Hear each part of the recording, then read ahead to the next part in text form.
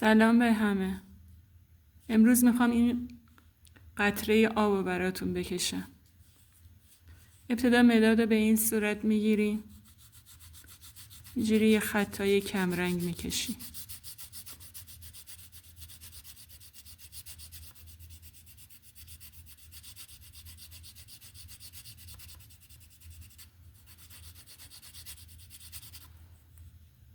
بعد یه پاکن رو بر میداریم، میایین این وسط این قسمت که کشیدین سعی میکنیم به صورت یک دایره پاک کنیم.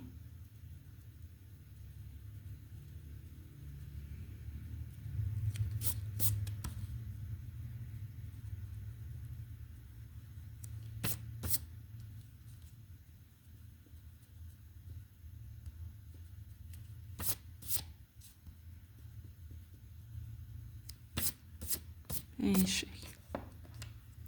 بعد با مداد مشکی یه دایره میکشیم،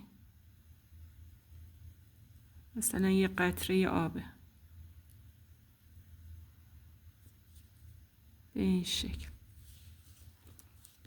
بعد میان یه گوشه‌شو به این صورت، این قسمت ها نازک ولی اینجوری که میایین پایین این قسمت ها کلفتر میشه. این خط منظورمه.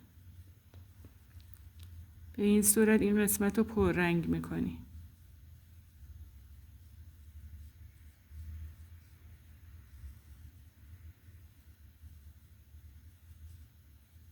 که حالت سایه قطره آب بشه.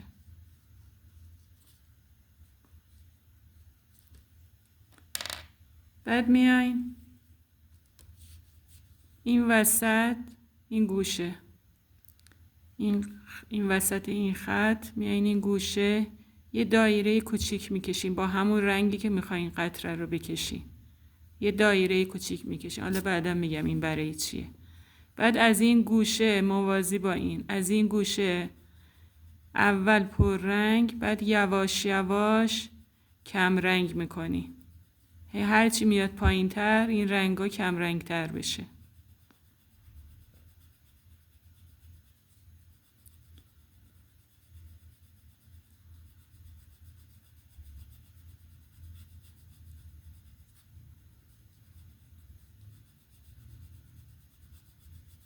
که این قسمت خیلی دیگه کم رنگ باید باشه.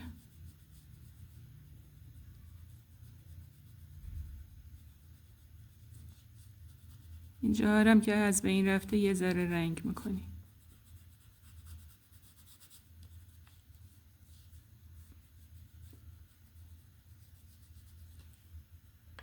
بعد با مداد سفید این دایره کوچیکه که گفتم اول بهتون این رنگ میکنی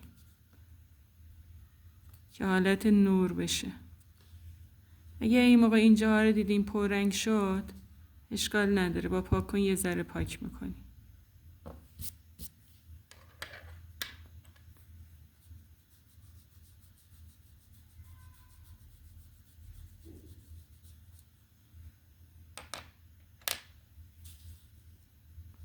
این قسمت ها اینا باید مثل اینجا نباید پررنگ بشه.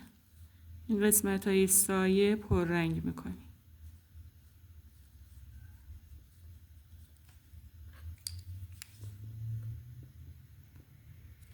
امیدوارم از این آموزش خوشتون اومده باشه. خدا نگهدار.